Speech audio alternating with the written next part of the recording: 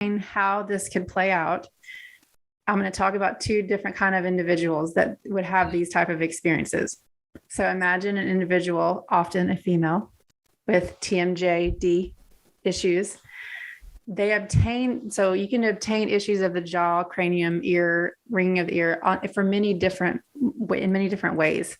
One of the ways is controlling your circumstances and environment by clenching your jaw, because you do have something to say, but you're not going to say it because you don't want to anger the people around you. That might touch a few people listening. If you, over your lifetime, had to do that as a coping mechanism to not get yelled at, to not be called names, to, not get reprimanded for your behavior or how you look or whatever, if clenching your jaw became an adaptation for you, and then you do that for years, and you get these muscles fired up for years, all of the structures of the jaw, and you're maintaining a good cold stone face to be able to operate in the environment you're in with as little retribution as possible for years and years and years and years and years. And then you finally go to an event like this, and you're encouraged on your exhales to open your mouth and let your sound out loud so everybody can hear. You're reconnected with your voice. And for someone that has clenched their jaw for 20 years, I can guarantee you, as you said, there is no intended outcome. I know you personally, and you don't go into these things to cause someone to cry.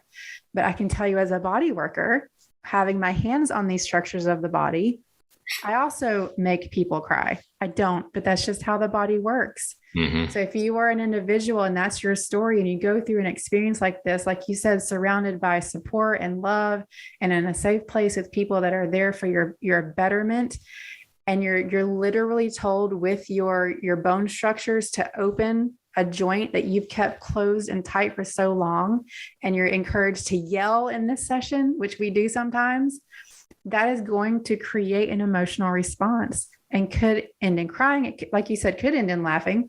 Everybody has a different experience, but that is something to look forward to in that session. Another person could have had sexual trauma. So we're going to go from the top of the body to the undercarriage of the body. So if there has been any sexual trauma, even perceived trauma, threat of any sort, we clench our pelvic floor, the muscles that hold our pee and poo. They have functions. And if you clench out of fear for so long, you can literally cause yourself to be constipated, not because of a gut issue, but because of a muscle issue. So again, if you're working through a 3 or 4 or 5 day experience where you're encouraged to bottom out that breath, where you have not allowed a big breath to go before because it stayed clenched for so long, kind of can see how you might have an emotional experience. So again, it's nothing woo-woo. It's nothing weird. It's just learning the body and how to help it be better.